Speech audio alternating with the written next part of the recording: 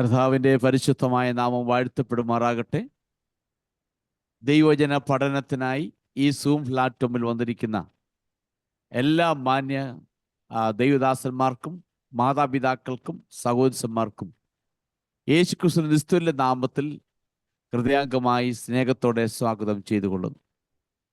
ഇതിനെ തുടർന്ന് യൂട്യൂബിലൂടെ ദൈവജനം പഠിക്കാൻ കടന്നു വരുന്ന എല്ലാ മാന്യ പ്രിയപ്പെട്ടവരെയും യേശുക്രിസ്തുവിന്റെ നാമത്തിൽ ഹൃദയാംഗമായി സ്വാഗതം ചെയ്തുകൊള്ളുന്നു.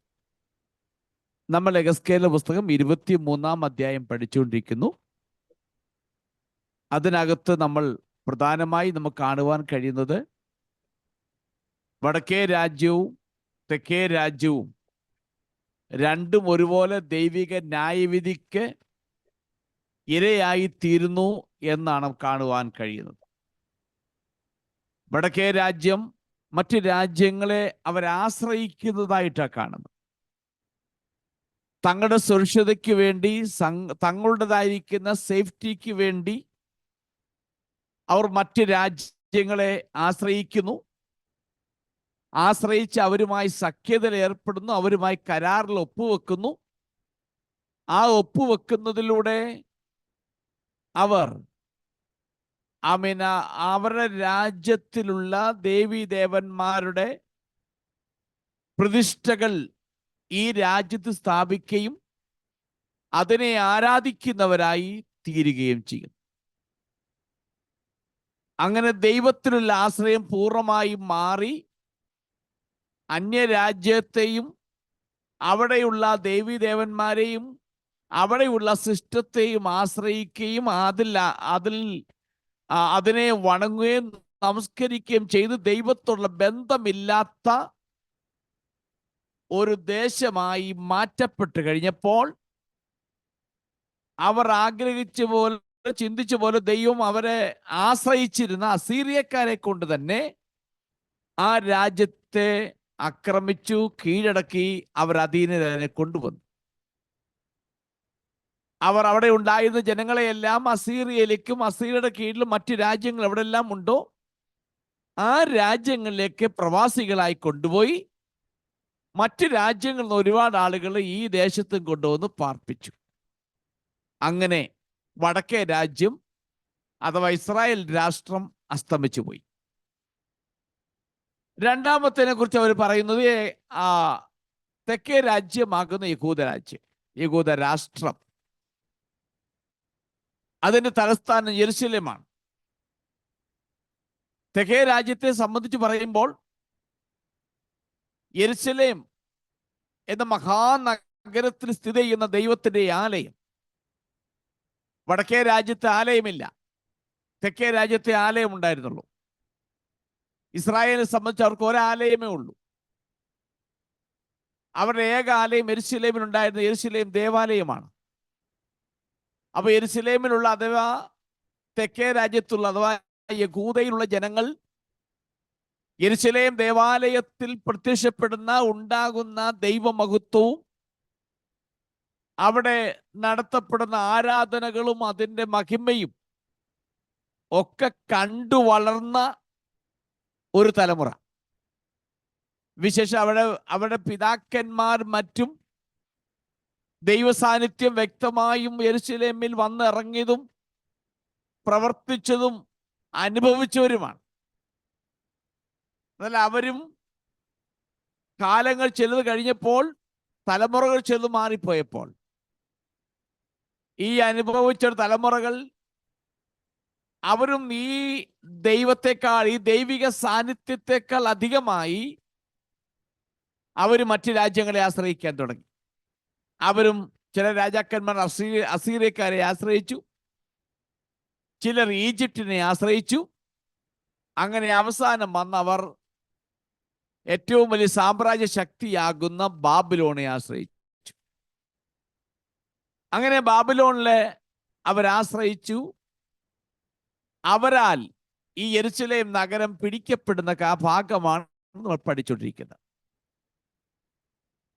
എന്നാൽ അതിനകത്ത് പഠിച്ചു വന്നൊരു കാര്യമുണ്ട്. യെരുശലേം ദൈവമഹത്വം മറ്റുള്ള വടക്കേ രാജ്യത്തെക്കാൾ അധികമായി ദൈവസാന്നിധ്യം അനുഭവിച്ചവരാണ്.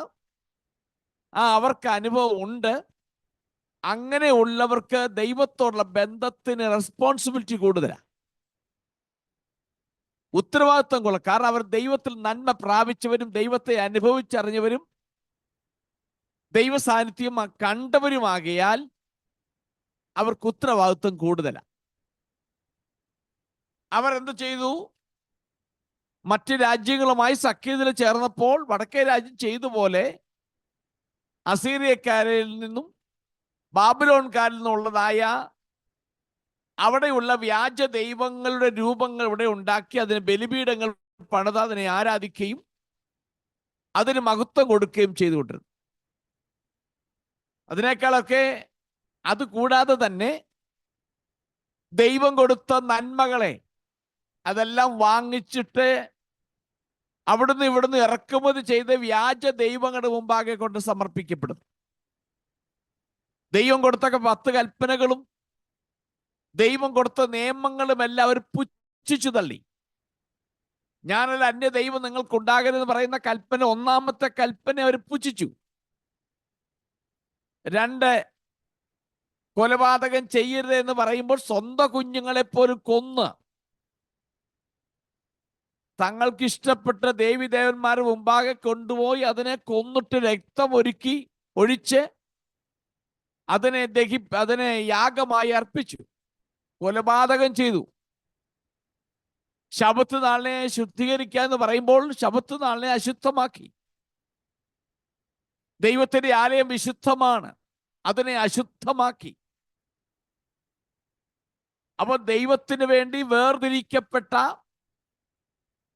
ദൈവത്തിന് വേണ്ടി നിയമിച്ചാക്കപ്പെട്ട വ്യവസ്ഥകളെയും എല്ലാം അവർ എടുത്ത് പുച്ഛിച്ചു തള്ളി അതിനെയെല്ലാം മറ്റൊരു വിധത്തിൽ കൊണ്ടുപോയി അവരിറക്കുമതി ചെയ്ത വ്യാജ ദൈവങ്ങളുടെ മുമ്പാകെ കൊണ്ട് അർപ്പിച്ചു. അങ്ങനെ നമുക്ക് കാണാൻ കഴിയുന്നുണ്ട്. അവർ ആലയത്തെ അശുദ്ധമാക്കി. ആലയം വിശുദ്ധമായി ഉപയോഗിക്കേണ്ട പകരം അശുദ്ധമാക്കിയെന്നോ 23-ാം അധ്യായത്തിന്റെ 39-ാമത്തെ വാക്യം ഇങ്ങനെ പറയുന്നു, അവർ എന്റെ ശബത്തുകളെ അശുദ്ധമാക്കി. അവർ തങ്ങളുടെ മക്കളെ വിഗ്രഹങ്ങൾക്ക് വേണ്ടി കൊന്ന ശേഷം അന്നു തന്നെ അവർ എന്റെ വിശുദ്ധ മന്ദിരത്തെ അശുദ്ധമാക്കേണ്ടതിന് അതിലേക്ക് വന്നു. ശബത്ത് നാൾ എങ്ങനെ ആയിരിക്കണമെന്ന് പ്രമാണം കൊടുത്തിട്ടുണ്ട്. ആ പ്രമാണം ഉള്ളപ്പോൾ തന്നെ അതിനെ പുച്ഛിച്ചു തള്ളിയിട്ട് സ്വന്തം കുഞ്ഞുങ്ങളെ കൊന്ന്, അപ്പോൾ ദൈവത്തെക്കാൾ ഉപരിയായ നിലയിൽ, സ്വന്തം മക്കളെക്കാൾ ഉപരിയായ നിലയിൽ അവർ വ്യാജ ദൈവങ്ങളെ ബഹുമാനിക്കുകയും സ്നേഹിക്കുകയും അത്രമാത്രം അടുപ്പം കാണിച്ചത് കൊണ്ടാണ് സ്വന്തം കുഞ്ഞുങ്ങളെ പോലും കൊന്നുകളയുവാൻ മടി കാണിക്കാതിരുന്നത്. ആ നിലയിലേക്ക് അവർ നീങ്ങി. നമ്മൾ കഴിഞ്ഞ ആഴ്ച വായിച്ചു തീർത്തൊരു ഭാഗമുണ്ട്. അതിന് 41-ാമത്തേനകത്തൊരു ഭാഗം പറയുന്നു, അതിന്മേൽ 41-ന്റെ അവസാന ഭാഗം, അതിന്മേൽ എന്റെ കുന്തിരിക്കവും എണ്ണയും വെച്ചു. എന്റെ കുന്തിരിക്കവും എണ്ണയും അതിന്മേൽ വെച്ചു. ദൈവാലയത്തിൽ ധൂപപീഠമുണ്ട്. ആ ധൂപപീഠത്തിൽ കത്തിക്കാൻ ഉപയോഗിക്കുന്ന കുന്തിരിക്കം. 2, ആലയത്തിൽ എണ്ണയുണ്ട്. ആ എണ്ണ എല്ലാവർക്കും ഉപയോഗിക്കാനൊക്കത്തില്ല. അതുണ്ടാക്കുന്ന ഒരു വിധമുണ്ട്. അതറിയണമെങ്കിൽ പുറപ്പാട് പുസ്തകം 30-ാം അധ്യായത്തിന്റെ 22 മുതൽ വാക്യങ്ങൾ വായിച്ച്. Exodus chapter 30 versus 22-25. യഹോവ പിന്നീട് മോശയോട് കൽപ്പിച്ചതെന്നാൽ സുഗന്ധവർഗമായി വിശുദ്ധ മന്ദിരത്തിലെ തൂക്കപ്രകാരം 500 ശേക്കെൽ അയഞ്ഞ മൂരും അതിൽ പാതി 250 ശേക്കെൽ സുഗന്ധ ലവംഗവും 500 ശേക്കെൽ വഴനത്തൊലിയും 1 ഹീൻ ഒലിവെണ്ണയും എടുത്ത് തൈലക്കാരന്റെ വിദ്യപ്രകാരം ചേർത്തുണ്ടാക്കിയ വിശുദ്ധമായ അഭിഷേക തൈലമാക്കേണം. ഇനി 32-33 വായിച്ചേ. കഴിക്കരുത്. അതിന്റെ യോഗപ്രകാരം അതുപോലെയുള്ളത് നിങ്ങൾ ഉണ്ടാക്കുകയും അരുത്. അത് വിശുദ്ധമാകുന്നു. അത് നിങ്ങൾക്ക് വിശുദ്ധമായിരിക്കണം. അതുപോലെയുള്ള തൈലം ഉണ്ടാക്കുന്നവനെയും അതിൽ നിന്ന് അന്യന് കൊടുക്കുന്നവനെയും അവന്റെ ജനത്തിൽ നിന്ന് ഛേദിച്ചു കളയണം. നോക്കണേ, യഹോവയായ ദൈവം വിശുദ്ധ മന്ദിരത്തിൽ ഉപയോഗിക്കേണ്ട എണ്ണ അത് എങ്ങനെ ഉണ്ടാക്കണമെന്നും അത് ഉണ്ടാക്കി എവിടെ സൂക്ഷിക്കണമെന്നും അതെങ്ങനെ ഉപയോഗിക്കണമെന്നും വ്യക്തമായ നിയമങ്ങൾ കൊടുത്തിട്ടുണ്ട്. അത് വെറുതെ ആടെ ദേഹത്തൊഴിക്കാൻ പാടില്ല. കാണുന്നവരെല്ലാം അത് കൈയിടാൻ പാടില്ല. അവിടെ വായിക്കുന്നത് വിശുദ്ധമാണെന്ന. വിശുദ്ധം എന്ന വാക്കിന്റെ അർത്ഥം വേർതിരിക്കപ്പെട്ടെന്ന, സെപ്പറേറ്റ്.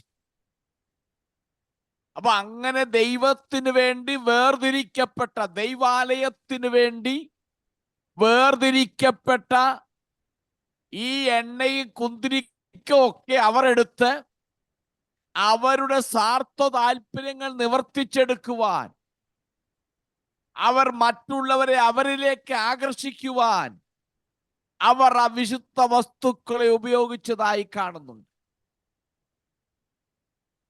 നാം വ്യക്തമായി ഇവിടെ കാണുവാൻ കഴിയുന്നത് ദൈവാലയത്തോടുള്ള ബന്ധത്തിൽ, ദൈവിക പ്രമാണത്തോടുള്ള ബന്ധത്തിൽ ചെയ്യേണ്ട കാര്യങ്ങൾ അവർ അതെല്ലാം എടുത്ത് മറ്റു വിധത്തിൽ ഉപയോഗിക്കുകയും വിശുദ്ധമായ മന്ദിരത്തിന്റെ അകത്തെ അശുദ്ധമായ രക്തക്കറയോടുകൂടെ കയറി വരികയും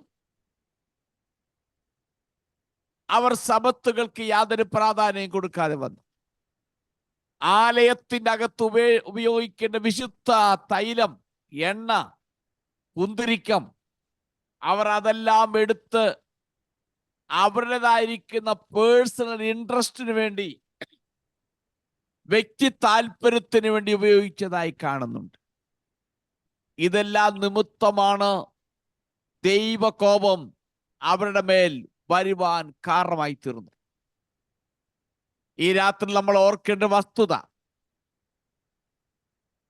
ദൈവമഹത്വം കണ്ടവരായ നമ്മൾ, ദൈവിക സാന്നിധ്യം അനുഭവിക്കുന്നവരായ നമ്മൾ, ദൈവത്തിൽ നിന്ന് ദിനംതോറും ദൈവിക അനുഗ്രഹങ്ങളും ദൈവിക ആലോചനകളും പ്രാപിച്ച് ജീവിക്കുന്നവരായ നമ്മൾ, ദൈവം നമുക്ക് തരുന്ന ഏത് അനുഭവങ്ങളും അത് ദൈവം തരുന്നതാണ് മനസ്സിലാക്കി ദൈവത്തിന് ഹിതമല്ലാത്ത നിലയിൽ അത് ഉപയോഗിക്കാൻ പാടില്ല. ദൈവം തരുന്ന ഏത് നന്മയും അത് ദൈവം തരുന്നതാണ്. അത് ദൈവത്തിന് മഹത്വമല്ലാത്ത ഒരു വസ്തുതയ്ക്കും അത് ഉപയോഗിക്കാൻ പാടില്ല. അങ്ങനെ ഉപയോഗിക്കുകയെങ്കിൽ നാം ദൈവത്തോട് കണക്ക് ബോധിപ്പിക്കേണ്ടി വരും. അതുകൊണ്ട് ദൈവം നിന്നെ ഏൽപ്പിച്ച കൃപയായാലും കൊള്ളാം, നിന്നിൽ പകർന്ന ടാലന്റ് ആയാലും കൊള്ളാം, നിന്നിൽ പകർന്നിരിക്കുന്ന കൃപാവരങ്ങളായാലും ശരി, അതൊന്ന് സ്വാർത്ഥ താല്പര്യത്തിന് വേണ്ടിയും മറ്റുള്ളവരെ പ്രീതിപ്പെടുത്തുവാൻ വേണ്ടിയും മറ്റുള്ളവരെ നമ്മളിലേക്ക് ആകർഷിക്കുവാൻ വേണ്ടിയും നാം അത് ഉപയോഗിക്കാൻ പാടില്ല. അത് ദൈവനാമത്താൽ വിശുദ്ധീകരിക്കപ്പെട്ടതാകയാൽ തൻ്റെ ജനത്തിന്റെ മേൽ ദൈവം കൊടുക്കുന്നതാണത്. അതെടുത്തിട്ട് നമ്മുടെ പേഴ്സണൽ ഇൻട്രസ്റ്റിന് വേണ്ടി, വ്യക്തി താല്പര്യത്തിന് വേണ്ടി, ഒരു കമ്മ്യൂണിറ്റിയെ മുഴുവൻ ആകർഷിക്കുവാൻ വേണ്ടി, മറ്റുള്ളവരെ നമ്മളിലേക്ക് ആകർഷിക്കുവാൻ വേണ്ടി ആ താലന്തും ആ കൃപാവരവും വിറ്റഴിക്കുവാൻ, അത് വിൽക്കുവാൻ നമ്മൾ തയ്യാറാകല്ലേ? അത് ദൈവനാമത്തിന് വേണ്ടിയുള്ളതാണ്.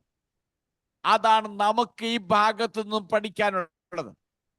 ഈ ക്ലാസ്സിന്റെ പ്രാരംഭ സമയം തന്നെ ഈ ഭാഗത്ത് ഓർപ്പിച്ചുണർത്തുന്ന ഒരു കാര്യം, ദൈവം തന്നിരിക്കുന്ന എല്ലാ നന്മകളും അത് ദൈവത്തിന്റെ ദാനമാകിയാലും നമ്മൾ പകർന്നിരിക്കുന്ന ദൈവിക കൃപകളും ദൈവിക നന്മകളും ദൈവികമാകുന്ന ഏത് അനുഭവങ്ങളും അത് ദൈവത്തിൻ്റെതാണ്. അത് ഒരിക്കലും നമ്മുടെ സ്വാർത്ഥ താല്പര്യത്തിന് വേണ്ടി നമ്മൾ ഉപയോഗിക്കല്ലേ. മറ്റുള്ളവരെ ആകർഷിക്കുവാൻ, മറ്റുള്ളവരെ പ്രീതിപ്പെടുത്തുവാൻ വേണ്ടി നാം ഒരിക്കലും നമ്മളെ ഏൽപ്പിക്കാത്തത് നമ്മൾ ഒരിക്കലും ചെയ്യരുത്. അങ്ങനെ ചെയ്താൽ നാം നിശ്ചയമായും കണക്ക് ബോധിപ്പിക്കേണ്ടവരാണ് എന്നൊരു യാഥാർത്ഥ്യം ഈ തരുണത്തിൽ ഞാൻ ഓർപ്പിച്ചുകൊള്ളുന്നു. നമുക്ക് 42-ാമത്തെ വാക്യത്തിലേക്ക് നമുക്ക് പോകാം. 42-ാമത്തെ വാക്യത്തിൽ ഒരു പദപ്രയോഗമുണ്ട്. ആ 42-ാമത്തെ വാക്യം ഇങ്ങനെയാണ് വായിക്കുന്നത്. അതിന്റെ അവസാന ഭാഗം ഇങ്ങനെ വായിക്കുന്നു: കുടിയാന്മാരെ കൊണ്ടുവന്നു, അവൻ അടുക്കൽ ആളയച്ചു, മരുഭൂമിയിൽ നിന്ന് കുടിയാന്മാരെ കൊണ്ടുവന്നു എന്ന് പറയപ്പെടുന്നു. ഈ കുടിയാന്മാരാരാണെന്ന് ആർക്കും ഇതുവരെ മനസ്സിലായിട്ടില്ല. അതിനെക്കുറിച്ച് വേദപണ്ഡിതന്മാരിടയിൽ പല അഭിപ്രായങ്ങളുണ്ട്. ഇതുവരെ അതിനെക്കുറിച്ച് വ്യക്തമായ ഒരറിവില്ല. ഒരുപക്ഷെ അത് മരുഭൂമിയിലുള്ള അറബികളാകാം എന്ന് പറയുന്നു. ഇല്ല എങ്കിൽ മോവാബ്യരാണെന്ന് പറയുന്നു. മറ്റു ചിലർ പറയുന്നത് ഏദോമ്യരാണ്, അല്ലെങ്കിൽ സാമ്പ്യന്മാർ എന്ന് പറയുന്ന ഒരു ഗ്രൂപ്പുണ്ട്. അപ്പൊ എന്നിങ്ങനെ വിളിക്കപ്പെടുന്ന ആളുകളായിരിക്കാം ഈ മരുഭൂമിയിലുള്ള കുടിയാന്മാരെന്ന് പറയപ്പെടുന്നവർ. അവിടെയുള്ള ആദിവാസികൾ ആ വർഗത്തിൽപ്പെട്ട ആളുകളായിരിക്കാം. നമുക്കറിയാം, അറബി നാട്ടിൽ ചെല്ലുമ്പോൾ ആരംഭകാലങ്ങളുണ്ടായ അറബികളുണ്ട്. മരുഭൂമിയിലുള്ളവരാണ്. മരുഭൂമിയിലുള്ള അറബികളാണ്. അല്ലെങ്കിൽ മോവാബ്യരായിരിക്കാം, അല്ലെങ്കിൽ ഏദോമ്യരായിരിക്കാം, ഇല്ല എങ്കിൽ സാമ്പ്യന്മാരായിരിക്കാം. ഇങ്ങനെയുള്ള ഏതോ മരുഭൂമിയിൽ അധിവസിക്കുന്ന ജനത്തിൽ നിന്നും അവരെ കൊണ്ടുവന്നു. അപ്പോൾ ഒരുപക്ഷെ മറ്റുള്ളവരെ ആകർഷിക്കുവാൻ വേണ്ടി ഇവരെ വിളിച്ചു വരുത്തി വല്ലതും പ്രതിക്രിയകളും ക്രിയകളൊക്കെ ചെയ്യുന്ന സമ്പ്രദായങ്ങൾ അവരുടെ ഇടയിൽ കാണാം, ഉണ്ടായിരിക്കാം. അതായിരിക്കാം യഹോവയായ ദൈവം ഇവിടെ എടുത്തു പറയുന്നു. നമ്മുടെ നാട്ടിലും ചില പ്രത്യേകമാകുന്ന കാര്യങ്ങൾ ചെയ്തെടുപ്പാനാണ്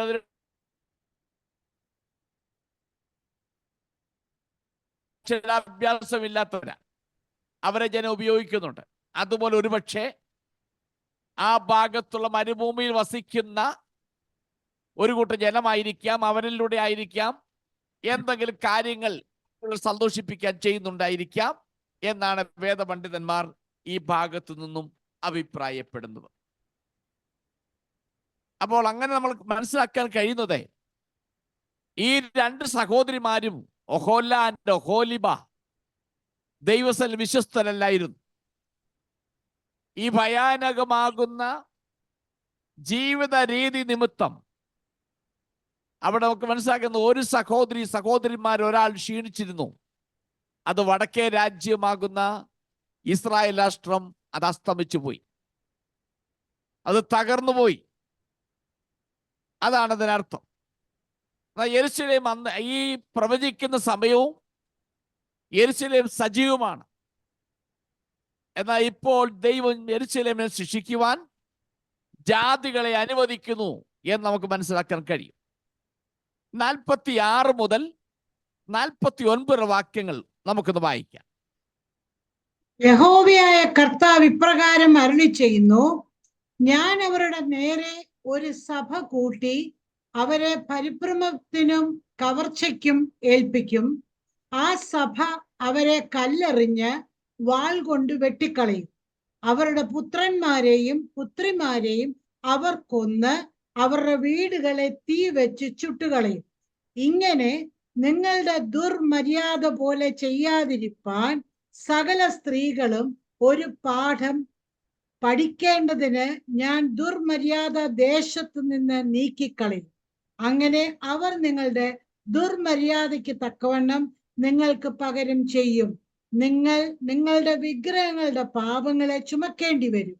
ഞാൻ യഹോവയായ കർത്താവെന്ന് നിങ്ങൾ അറിയും. ഓക്കെ, ഇത് ഒരു ശിക്ഷാ നടപടിക്രമമാണ് ഇവിടെ വായിച്ചത്. ഒരു സ്ത്രീയോടുള്ള ബന്ധത്തിൽ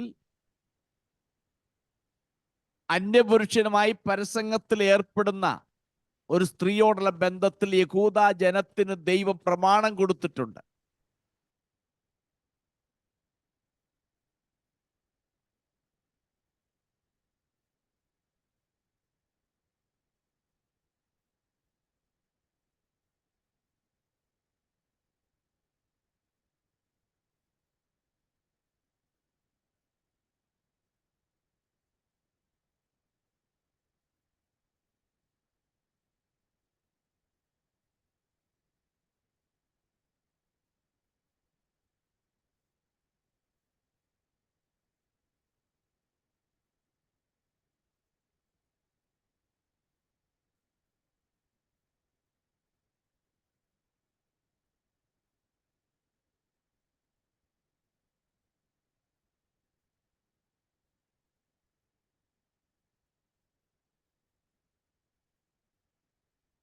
യേശുവിന്റെ അടുക്കൽ കൊണ്ടുവന്നു.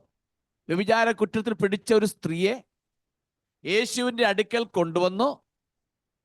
യേശു അവരോട് പറഞ്ഞു, ഇവളെ കല്ലെറിയണം. അവൾ യേശു കുറെ നേരം മൗനമായി ഇരുന്നിട്ട് പറഞ്ഞു, നിങ്ങളിൽ പാപമില്ലാത്തവൻ കല്ലെറിയണമെന്ന് പറഞ്ഞ ശേഷം യേശു പിന്നെ കുനിഞ്ഞെഴുതിക്കൊണ്ടിരുന്നു. കുറെ കഴിഞ്ഞ് നോക്കിയപ്പോൾ യേശു ആ സ്ത്രീയല്ല മറ്റാരുമില്ലെന്ന് കാണുന്നു. അതാ ഇതിന്റെ പശ്ചാത്തലമാണത്, അവരുടെ പ്രമാണമാണത്. അത് തന്നെയാണ് യഹോവയായ ദൈവം ഇവിടെ പറയുന്നത്. ഈ യെരൂശലേം ദൈവത്തോട് അവിശ്വസ്ത കാണിച്ചു, പരസംഗം ചെയ്തു, തെറ്റ് കാണിച്ചു. അതുകൊണ്ട് മോശെ ന്യായപ്രമാണ പ്രകാരം തെറ്റ് ചെയ്യുന്ന സ്ത്രീയെ സമൂഹത്തിലേക്ക്, സഭയിലേക്ക് കൊണ്ടുവരണം. രണ്ടാമത്, അവളെ കല്ലെറിഞ്ഞ് കൊല്ലണം. അത് അവർക്ക് കൊടുത്ത പ്രമാണമാണ്. പിന്നെ മറ്റൊന്ന് അതിനകത്ത് പറയുമ്പോൾ അവിടെ വായിക്കുന്നു, അവളുടെ കല്ലെറിഞ്ഞ് വാളുകൊണ്ട് വെട്ടിക്കളയും. പിന്നെ ആ 40 അവസാന ഭാഗം പറയുന്നു, അവരുടെ വീടുകളെ തീ വെച്ച് ചുട്ടുകളയണം. അപ്പൊ ഇതും മോശയ്ക്ക് മുഖേന കൊടുത്ത ഒരു പ്രമാണമാണത്. അപ്പോൾ അവൾക്കൊരു വീടുണ്ടെങ്കിൽ അവർ അത് കത്തിച്ചു കളയണമായിരുന്നു. ആ പ്രമാണം എടുത്തുകൊണ്ട് തന്നെ യഹോവയായ ദൈവം ഇവിടെ പറയുകയാണ്, ഈ ദേശം ഈ നിലയിൽ പരസംഗം ചെയ്തുകൊണ്ട് യെരൂശലേമിനെ ദൈവം നശിപ്പിക്കും. അതിനെ അവളെ കല്ലെറിഞ്ഞു കൊല്ലണം. അവിടെ കുഞ്ഞുങ്ങളെ വാളുകൊണ്ട് കൊല്ലും. അവളുടെ ഭവനമാകുന്ന യെരൂശലേം തീയിട്ട് നശിപ്പിക്കും. അതാണ് അർത്ഥം. അവരുടെ ഭവനം, വീടുകളെ തീ വെച്ച് ചുട്ടുകളയുമെന്ന് പറഞ്ഞാൽ, ഒന്ന്, യെരൂശലേമിൽ അധിവസിക്കുന്നവരെ മുഴുവൻ, ആ ദേശത്തുള്ളവരെ മുഴുവൻ കല്ലെറിഞ്ഞ് കൊന്നു, വാളുകൊണ്ട് കൊല്ലും. അവരധിവസിക്കുന്ന പട്ടണം, യെരൂശലേം നഗരം, അതവരുടെ വീടാ. ആ വീട് ചുട്ടുകളയും. ഇത് അക്ഷരാർത്ഥത്തിൽ തന്നെ സംഭവിച്ചു. നെബൂഖദ്നേസർ രാജാവ് അവസാനം അകത്ത് കയറി എല്ലാം കൊന്നു, ആളുകളെ കൊല്ലണ്ടരെ കൊന്നു. അവസാനം അതിനെ തീ വെച്ച് ചുട്ടു. എടുത്തോണ്ട് പോകാൻ വിലയുള്ളതിനെല്ലാം എടുത്തോണ്ട് പോയിട്ട് ബാക്കിയുള്ളത് മുഴുവൻ തീ വെച്ച് ചുട്ട് കളഞ്ഞു എന്ന് നമുക്ക് വേദപുസ്തകത്തിൽ നിന്നും ചരിത്രത്തിൽ നിന്നും പഠിക്കാൻ കഴിയും. അതാണ് ഈ 46 മുതൽ 49 വാക്യത്തിന്റെ അർത്ഥം. അത് അക്ഷരാർത്ഥത്തിൽ നിവർത്തിക്കപ്പെട്ടു. ഈജിപ്തിലായത് സമയം മുതൽ അവർ വ്യാജ ദൈവങ്ങളിലേക്ക് തിരിഞ്ഞിരുന്നു എന്ന് നമ്മൾ കഴിഞ്ഞ ദിവസങ്ങളിൽ പഠിച്ചു. തങ്ങൾക്ക് ആവശ്യമുള്ളതുപോലെ അവർ തങ്ങളുടെ ദൈവത്തിൽ വിശ്വസിച്ചില്ല. സഹായത്തിനായി അവർ ദൈവത്തെക്കാൾ ഉപരിയായ നിലയിൽ മറ്റ് സാമ്രാജ്യ ശക്തികളെ അവർ ആശ്രയിച്ചു. തന്നിമിത്തം യെരൂശലേം ജനം പ്രവാസത്തിലേക്ക് കുറെ പോയി. യെരുശലേമിന്റെ ശിക്ഷ അവിടെ നടക്കുകയാണ്. ഈ വേദഭാഗം പറഞ്ഞു നിർത്തുമ്പോൾ യഹോവയായ ദൈവം പറയുന്നൊരു ഭാഗമുണ്ട്. നമ്മൾ ഇതിനു മുമ്പും കണ്ടതാണ്. യഹോവയായ ദൈവം കൂടെ കൂടെ ആവർത്തിച്ച് പറയുന്നൊരു പദപ്രയോഗമുണ്ട്. ആ പദപ്രയോഗം ഇങ്ങനെയാണ്: ഞാൻ യഹോവയായ കർത്താവെന്ന് നിങ്ങൾ അറിയും. ഞാൻ യഹോവയായ കർത്താവെന്ന് നിങ്ങൾ അറിയും. എന്താണ് അങ്ങനെ പറയാനുള്ള കാരണം? എന്താണ് കാരണം? ദൈവത്തിന്റെ നാമം വെളിപ്പെടുത്തുവാൻ, ദൈവത്തിന്റെ നാമം ജാതികളുടെ ഇടയിൽ വെളിപ്പെടുത്തുവാൻ, ജാതികൾക്കൊരു പ്രകാശമായിരിക്കേണ്ടതിന് വേണ്ടിയാണ് ദൈവം യഹൂദനെ തെരഞ്ഞെടുത്താക്കി വെച്ചിരിക്കുന്നത്. അപ്പോൾ യഹൂദൻ ആ സ്ഥാനത്ത് അവിശ്വസ്തരായിപ്പോയി. യഹോവയായ ദൈവത്തെ അവന്റെ ജീവിതത്തിലൂടെ, അവന് ദൈവം കൊടുത്ത പ്രമാണത്തിലൂടെ അവൻ വെളിപ്പെടുത്തേണ്ട സ്ഥാനത്ത് അവൻ ദൈവത്തെ വിട്ടിട്ട് മറ്റു രാജ്യങ്ങളിലെ വ്യാജ ദൈവങ്ങളെ ആശ്രയിക്കുകയും അവരെ ഈ രാജ്യത്തേക്ക് കൊണ്ടുവന്നു അതിനെ നമസ്കരിക്കുന്നവരായി തീർന്നു. അങ്ങനെ വന്നപ്പോൾ മറ്റു ജാതികളുടെ ഇടയിൽ പ്രകാശമാക്കേണ്ടതിന്, മറ്റു ജാതികൾ യഹോവയെ കുറിച്ച് അറിയേണ്ടതിന് വേണ്ടിയാണ് അവനെ ജാതികളുടെ ഇടയിൽ നട്ടിരിക്കുന്നത്. അവന് ചുറ്റോട് ചുറ്റി ജാതികളാ. ആ ജാതികളുടെ ഇടയിൽ ദൈവനെ നട്ടിരിക്കുന്നത് ചുറ്റുമുള്ള ജനത്തിന്റെ ഇടയിലേക്ക് യഹോവയുടെ നാമം പ്രകാശിക്കണം. അങ്ങനെ ദൈവം നട്ടപ്പോൾ ഇവൻ ചെയ്തത് ആ രാജ്യങ്ങളിൽ നിന്നുള്ളതിനെ ഇവിടെ കൊണ്ടുവന്നിട്ട് ഇവിടെ സ്ഥാപിച്ച് ദൈവത്തെ ഉയർത്തേണ്ടതിന് പകരം അന്യരാജ്യങ്ങളിലെ വ്യാജ ദൈവങ്ങളെ തങ്ങളുടെ സ്വന്തം ഭവനത്തിലും തങ്ങളുടെ സ്വന്തം രാജ്യത്തിലും ഒക്കെ അവർ വെളിപ്പെടുത്തുവാൻ തുടങ്ങി. അപ്പൊ ദൈവത്തിന്റെ നാമം വെളിപ്പെടുത്തുവാൻ ദൈവമാക്കി വെച്ചിരുന്നവർ ആ സ്ഥാനത്ത് അവിശ്വസ്തരായി പോയപ്പോൾ ദൈവം ഇവിടെ നോക്കണം. ദൈവം താൻ ആരാണെന്ന് വെളിപ്പെടുത്തും എന്നോട് വ്യക്തമായി പറയുകയാണ്. ഞാൻ ചെയ്യാൻ പോകുന്ന പ്രവൃത്തിയിലൂടെ ജാതികൾക്കും മറ്റുള്ളവരും കാണത്തക്ക നിലയിൽ യഹോവയായ ദൈവം ആരാണെന്ന് ഞാൻ ആ ജനത്തിൻ്റെ ഇടയിൽ വെളിപ്പെടുത്തും. നിങ്ങൾ വെളിപ്പെടുത്തിയില്ലെങ്കിൽ ഞാൻ തന്നെത്താൻ വെളിപ്പെടുത്തും ഞാൻ ആരാണെന്ന്. അതാണ് പറയുന്ന പദത്തിന്റെ അർത്ഥം. അവിടെ ദൈവമക്കൾ ഓർത്തിരിക്കേണ്ട വസ്തുത, നമ്മളിലൂടെ ദൈവമഹത്വം മറ്റുള്ളവർ കാണുവാൻ, നമ്മളുടെ മറ്റുള്ളവർ ദൈവ വെളിച്ചം മനസ്സിലാക്കുവാൻ, നമ്മളുടെ മറ്റുള്ളവർ ദൈവസ്നേഹവും ദൈവിക കരുണയും ദൈവിക കൃപയും അവരും അനുഭവിക്കുവാൻ ദൈവം നമ്മളെ മീഡിയാസായി, മധ്യവർത്തികളാക്കി ദൈവം നമ്മെ ആക്കി വെച്ചിരിക്കുകയാണ്. യഹോവയായ കർത്താവ് ഇങ്ങനെ പറയുന്നുണ്ടല്ലോ: നിങ്ങൾ ലോകത്തിന്റെ വെളിച്ചമാകുന്നു, നിങ്ങൾ ഭൂമിയുടെ ഉപ്പാകുന്നു. ഉപ്പ് കാരമില്ലാതെ പോയാൽ എന്തിനു കൊള്ളാം? ഇപ്പൊ ദൈവം നമ്മളെ ഈ ഭൂമിക്ക് ഉപ്പായി ഒരു വെളിച്ചമായി ദൈവമാക്കി വച്ചിരിക്കുമ്പോൾ നമ്മൾ അതിൽ നിന്നും പിന്മാറിപ്പോയാൽ, നമ്മൾ അതിൽ നിന്നും മാറിപ്പോയാൽ ദൈവത്തിന് ഇഷ്ടപ്പെടത്തില്ല. ദൈവം തന്റെ മഹത്വം ദൈവം വെളിപ്പെടുത്തും എന്നൊരു യാഥാർത്ഥ്യം ഇതിനകത്തിൽ ഓർത്തുകൊള്ളണം. നമ്മളെ ഏൽപ്പിച്ചത് നമ്മളത് ചെയ്തില്ല എങ്കിൽ നമ്മൾ അവിശ്വസരായി പോകും. പക്ഷെ യഹോവയായ ദൈവം തന്നെത്താൻ വെളിപ്പെടുത്തും യഹോവയായ ദൈവം ആരാണെന്ന്. അതുകൊണ്ട് നമുക്ക് തരുന്ന ഏത് നിമിഷവും, ഏത് സാഹചര്യവും, ഏതവസരവും ദൈവത്തെ വെളിപ്പെടുത്തുന്നവരായി, ദൈവത്തിൻ്റെ സൗരഭ്യവാസനയായി, നമ്മളുടെ ക്രിസ്തുവിന്റെ നാമം സൗരഭ്യവാസന പോലെ, പെർഫ്യൂം പോലെ മറ്റുള്ളവർക്ക് സന്തോഷവും ആനന്ദവും ഉണ്ടാകത്തക്കത് ജീവിക്കുവാൻ ദൈവത്തിന്റെ ആത്മാവ് നമ്മെ സഹായിക്കട്ടെ എന്ന് പറഞ്ഞുകൊണ്ട് ഞാൻ 23-ാം അധ്യായം ഇവിടെ അവസാനിപ്പിക്കുകയാണ്. നമുക്കിനി 24-ാമത്തെ അധ്യായത്തിലേക്ക് പ്രവേശിക്കാം. 24-ാം അധ്യായം യഹൂദയുടെ ശിക്ഷ ഉടനെ നടപ്പിലാക്കും, ആരംഭിക്കും എന്നാണ് അധ്യായത്തിൽ വ്യക്തമായി പറയുന്നത്.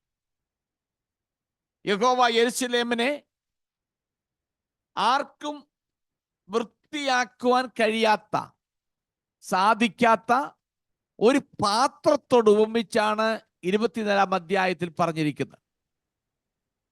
കൂടാതെ എസെക്കിയേലിന്റെ ഭാര്യ മരിക്കുമെന്നും ആ സമയത്ത് ആളുകൾ കാണാൻ വരുമ്പോൾ നീ ദുഃഖത്തിലാണ് ആയിരിക്കുന്നത് എന്ന് മറ്റുള്ളവരെ കാണാൻ പാടില്ല, അറിയിക്കാൻ പാടില്ല. അതും മറ്റൊരു ദൂത് അതിനകത്ത് വെളിപ്പെടുത്താൻ വേണ്ടിയാണ്.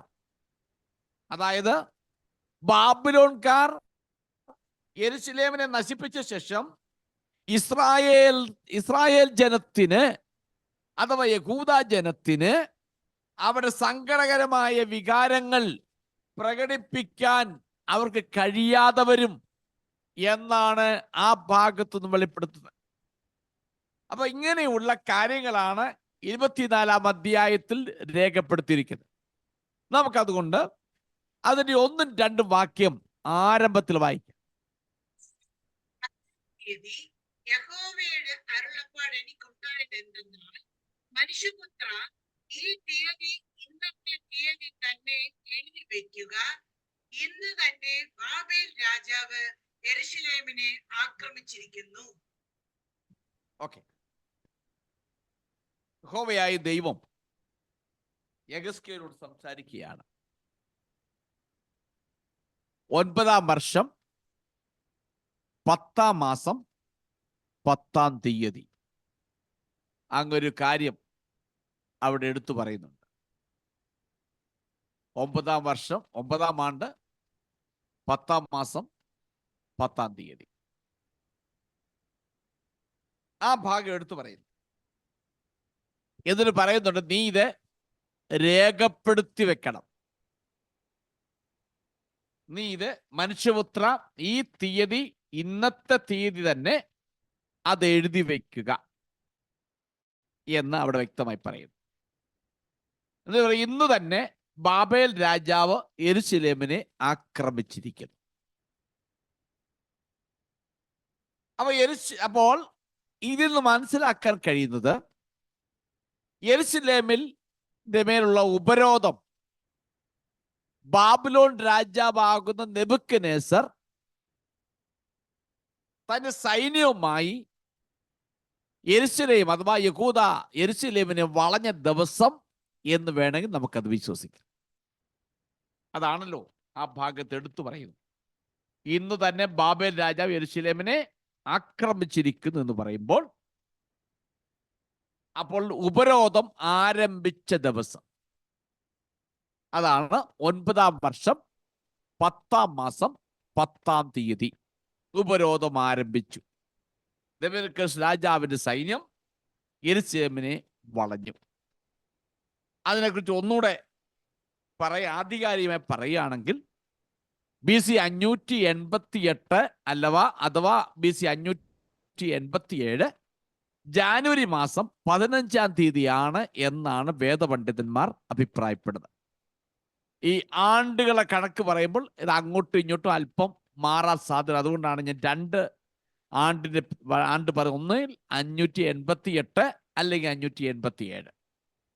അതിൽ ജനുവരി മാസം 15-ാം തീയതിയാണ് ഈ പറയപ്പെട്ട ദിനമെന്നാണ് പറയപ്പെടുന്നത്. യഹൂദന്റെ കലണ്ടർ പ്രകാരം യഹൂദന് 12 മാസമില്ല, 10 മാസമേ ഉള്ളൂ. നമ്മുടെ ഇംഗ്ലീഷ് കലണ്ടർ പ്രകാരം, അത് റോമൻ കലണ്ടർ പ്രകാരം ഒക്കെ 12 മാസം ഇരിക്കുമ്പോൾ യഹൂദന്റെ കലണ്ടർ പ്രകാരം 10 മാസമേ ഉള്ളൂ എന്നുള്ള യാഥാർത്ഥ്യം കൂടെ ഈ കാര്യത്തിൽ ഓർപ്പിച്ചോളൂ. ഇനി യഹോവയായ ദൈവം അരുളി ചെയ്തു, ഈ പറയുന്ന ദിവസം നീ എഴുതി രേഖപ്പെടുത്തി വെക്കണം ഇന്ന് തന്നെ. യെഹെസ്കേൽ ശ്രദ്ധാപൂർവം അത് രേഖപ്പെടുത്തി. കാരണം ഇത് രാഷ്ട്രത്തെ മാറ്റിമറിക്കുന്നതും ഓരോ വ്യക്തിയുടെ ജീവിതത്തെ മാറ്റിമറിക്കുന്നതും വളരെ കാലം ഓർമ്മിപ്പിക്കപ്പെടുന്നതുമായ ഒരു തീയതിയായിരുന്നു അത്. അതുകൊണ്ടാണ് യഹോവയായ ദൈവം ആ തീയതി എഴുതി വെക്കണം എന്ന് പറഞ്ഞത്. നമ്മളെ ഈ പുസ്തകത്തിൽ തന്നെ ഇതിനു മുൻപുള്ള പല ഭാഗങ്ങളിലും 1-ാം അധ്യായത്തിലും എനിക്ക് 8-ാം അധ്യായത്തിലും 20-ാം അധ്യായത്തിലൊക്കെ ആണ്ടുകളും മാസവും തീയതിയും പറയുന്നുണ്ട്. അവിടെ ഇതെല്ലാം എഴുതി വെക്കാൻ പറഞ്ഞിട്ടില്ല.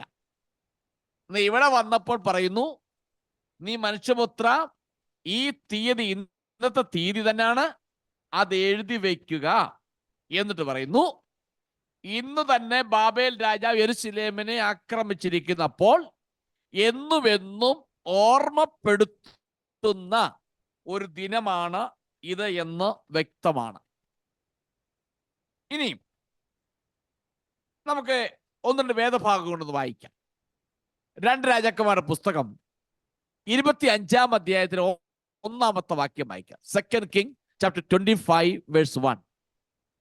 അവന്റെ വാഴ്ചയുടെ 9-ാം ആണ്ടിൽ 10-ാം മാസം 10-ാം തീയതി ബാബേൽ രാജാവായ നെബൂഖദ്നേസർ തന്റെ സർവ്വ സൈന്യവുമായി യെരൂശലേമിന്റെ നേരെ വന്നു പാളയമിറങ്ങി അതിനെതിരെ ചുറ്റും വാടകോരി. നോക്കണം, ഇവിടെ അകത്ത് പറഞ്ഞതേ ഉള്ളൂ, നീ എഴുതി വെക്കണം. എന്നിട്ട് യഹോവയായ ദൈവം ഇന്നു തന്നെ എന്ന് പറഞ്ഞ് ബാബേൽ രാജാവ് യെരൂശലേമിനെ ആക്രമിച്ചത് പറയുമ്പോൾ രാജാക്കന്മാരുടെ പുസ്തകത്തിൽ അത് വ്യക്തമായി രേഖപ്പെടുത്തിയിരിക്കുന്നു. ആ ഭാഗം ഒന്നുകൂടെ വായിച്ചേ.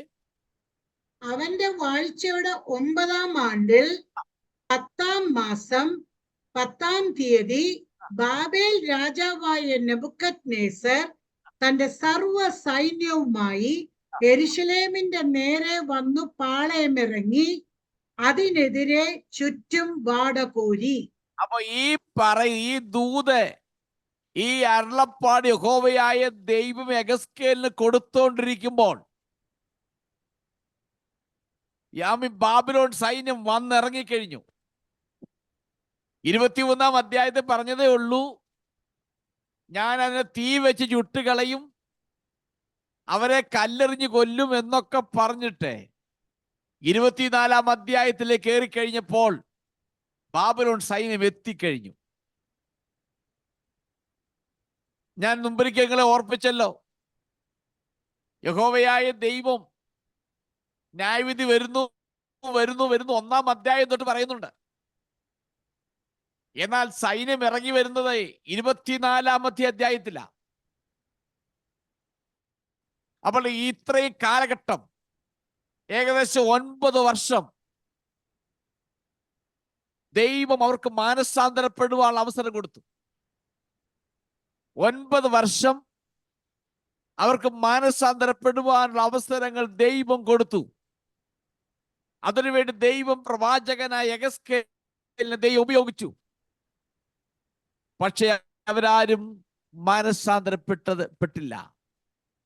അവർ കുറെ കൂടെ, നമ്മൾ ഇതിനുമുള്ള 11-ാം അധ്യായത്തിലൊക്കെ പഠിച്ചതാണ്, അവർ കുറെ കൂടെ ദൈവത്തിന് വിരോധമായി പാപം ചെയ്തതല്ലാതെ അവരൊരിക്കലും മാനസാന്തരപ്പെട്ടതായി നമ്മൾ കാണുന്നില്ല. മനസ്സിന്റെ തെറ്റുകളെ കുറിച്ച് ബോധ്യം വന്നതായി കാണുന്നില്ല. ഇതൊക്കെ സംഭവിക്കുമ്പോഴും അവർ ചിന്താഗതി, യെരൂശലേമിനെ ദൈവം നശിപ്പിക്കത്തില്ല, യെരൂശലേം ദൈവത്തിന്റെ നഗരമാണ്, ദൈവം ഒരിക്കലും നശിപ്പിക്കത്തില്ല എന്ന് പറഞ്ഞുകൊണ്ട് അവർക്ക് ഇഷ്ടം പോലെ ജീവിക്കാൻ തുടങ്ങി. അതിന് സപ്പോർട്ട് ചെയ്യുന്ന വ്യാജ പ്രവാചകന്മാരും അതിന് ഒത്തവണ്ണം മുൻപോട്ട് യാത്ര ചെയ്തു. എന്നാൽ ദൈവത്തിന്റെ ആ റൈറ്റ് ടൈമിൽ ദൈവത്തിന്റെ ന്യായവിധി അവിടേക്ക് അയക്കുന്നു. നമുക്ക് 2 വേദഭാഗങ്ങൾ വായിക്കാം. യെരമ്യാ പ്രവചനം 39-ാം അധ്യായം 1-ാമത്തെ വാക്യം. യെരമ്യാ ചാപ്റ്റർ 39 verse 1. യഹൂദ രാജാവായ സിദെക്കീയാവിന്റെ 9-ാം ആണ്ടിൽ 10-ാം മാസത്തിൽ ബാബേൽ രാജാവായ നെബൂഖദ്നേസരും അവന്റെ സകല സൈന്യവും യെരൂശലേമിന്റെ നേരെ വന്ന് അതിനെ നിരോധിച്ചു. നോക്കണം, ഇവിടെ പറയുന്നത് ആ ബാബേൽ സൈന്യം വന്ന് സിദക്കിയാവിന്റെ 9-ാം ആണ്ട്. നോക്കണം, അതാണ് ദൈവപ്രവൃത്തി. ഇനി 52:4 ജെരമ്യാ പ്രവചനം 52:4, ജെരമ്യാ ചാപ്റ്റർ 52 വേഴ്സ് 4. അവന്റെ വാഴ്ചയുടെ 9-ാം ആണ്ടിൽ 10-ാം മാസം 10-ാം തീയതി ബാബേൽ രാജാവായ നെബൂഖദ്നേസർ തന്റെ സർവ്വ സൈന്യവുമായി യെരൂശലേമിന്റെ നേരെ വന്നു പാളയമിറങ്ങി അതിനെതിരെ ചുറ്റും കൊത്തളങ്ങൾ പണിതു. അപ്പൊ നോക്കണം, ഈ പറയപ്പെട്ടുകൊണ്ടിരിക്കുമ്പോൾ തന്നെ തീയതി കുറിച്ചു കൊള്ളുക യെഹെസ്കേൽ എന്ന് പറയുന്ന ടൈമിൽ തന്നെ ഈ 3 റെഫറൻസ് തെളിയിക്കുന്നു. ബാബിലോൺ സൈന്യം വന്നിറങ്ങി, ചുറ്റും വളഞ്ഞു, അതിനെ ഉപരോധം ഏർപ്പെടുത്തി എന്ന് വളരെ വ്യക്തമായി നമുക്ക് കാണാൻ കഴിയുന്നുണ്ട്. യഹോവയായ ദൈവം മുൻകൂട്ടി പറഞ്ഞ കാര്യങ്ങളുടെ ആരംഭ ദിവസമാകിയാൽ ആ ദിവസം വളരെ പ്രധാനപ്പെട്ടതായിരുന്നു. ആയതിനാൽ യെരൂശലേമിന്മേലുള്ള അവസാനത്തെ ഉപരോധം അവസാനമായി അതിനെ കീഴടക്കുവാൻ വേണ്ടി പോകുന്നു. അവസാനമായി അതിനെ അവസാനിപ്പിക്കാൻ പോകുന്നത് കൊണ്ട് ഈ ഡേറ്റ് പരമപ്രധാനമായിരുന്നു. ഒന്നുകൂടി പറഞ്ഞാൽ, ഈ ഉപരോധം ഏർപ്പെടുത്തിയ ആരംഭ ദിവസം തന്നെ അതിന്റെ ആരംഭ ദിവസമാക്കിയാൽ ആ ദിവസത്തിനും വളരെ പ്രാധാന്യതയുണ്ട്. കാരണം യെരൂശലേമിന്റെ മേലുള്ള ബാബിലോണിന്റെ അവസാനമായുള്ള ഉപരോധം അവസാനമായി അതിനെ പൂർണ്ണമായി കീഴടക്കാൻ വേണ്ടി പോകുന്നു, അതിനെ നശിപ്പിക്കാനും വേണ്ടി പോകുന്നാകിയാൽ ആ പ്രാരംഭ ദിവസം വളരെ പ്രാധാന്യതയുള്ളതായിരുന്നു. ഇനിയും ഇസ്രായേൽ ജനത്തിന്റെ പ്രവാസ കാലത്തും BC 518 വരെയുള്ള കാലഘട്ടം ഈ ദിവസത്തെ, അതാ 10-ാം മാസം 10-ാം തീയതിയുള്ള ദിവസത്തെ അവർ ഒരു ഉപവാസ ദിനമായി അതിനെ ആചരിച്ചിരുന്നു. തെളിവ് സെഖര്യാവിന്റെ പുസ്തകം 8-ാം അധ്യായം 19-ാമത്തെ വാക്യം. സെഖര്യാ ചാപ്റ്റർ 8 വേഴ്സ് 19. സൈന്യങ്ങളുടെ യഹോവ ഇപ്രകാരം അരുളി ചെയ്യുന്നു, 4-ാം മാസത്തെ ഉപവാസവും 5-ാം മാസത്തെ ഉപവാസവും 7-ാം മാസത്തെ ഉപവാസവും 10-ാം മാസത്തെ ഉപവാസവും യഹൂദ ഗൃഹത്തിന് ആനന്ദവും സന്തോഷവും പ്രമോദവുമായുള്ള ഉത്സവങ്ങളും ആയിരിക്കണം. അതുകൊണ്ട് സത്യവും സമാധാനവും ഇഷ്ടപ്പെടുവീൻ. ഓക്കെ, ആ പറയപ്പെടുന്ന ദിവസങ്ങൾ യെഹെസ്കേലിന്റെ മുൻ അധ്യായങ്ങളിൽ പല ഭാഗത്തായിട്ട് അത് രേഖപ്പെടുത്തിയിട്ടുണ്ട്. അപ്പൊ ആ ദിവസങ്ങളിൽ ഒരു ദിവസമാണ് 10-ാം തീയതി. അന്നേ ദിവസം ഉപരോധം ആരംഭിച്ച ദിവസം. അപ്പോൾ അവർ പ്രവാസത്തിൽ പോയി കഴിഞ്ഞപ്പോൾ BC 518 വരെയുള്ള കാലഘട്ടത്തിൽ സെഖര്യാ പ്രവാചകൻ രേഖപ്പെടുത്തിയിരിക്കുന്നു, ഇന്നിന്ന ദിവസം, അത് 10-ാം മാസം 10-ാം തീയതി എന്ന് പറയുന്നത് നിങ്ങൾ സന്തോഷിക്കണം, നിങ്ങൾ ആനന്ദിക്കണമെന്ന് വളരെ വ്യക്തമായി എടുത്തു പറഞ്ഞു. അതിനെ ചൊല്ലി നിങ്ങൾ വിലപിക്കുകയല്ല വേണ്ടത്, നിങ്ങൾ സന്തോഷിക്കണമെന്ന് എടുത്തു പറയുന്നുണ്ട്. ഇനി 20-ാം അധ്യായത്തിൽ 1-ാമത്തെ വാക്യം വായിച്ചു. Ezekiel chapter 20 verse 1.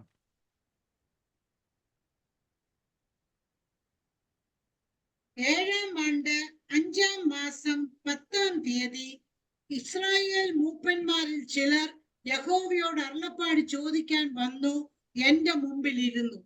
നോക്കണം, ഈ മാസം, അതായത് 7-ാം ആണ്ട് 5-ാം മാസം 10-ാം തീയതി ഈ പുരുഷന്മാർ ദൈവത്തോട് ആലോചന ചോദിക്കാൻ വേണ്ടി യെഹെസ്കേലിന്റെ അടുക്കൽ വന്നതാ. അവിടെ മുതൽ ആരംഭിച്ച ദൈവത്തിന്റെ അരുളപ്പാട് 23-ാം അധ്യായം കൊണ്ട് അവസാനിച്ചു. ഇനി അടുത്ത ഒരു ലെവലിലേക്ക് നീങ്ങുകയാണ്.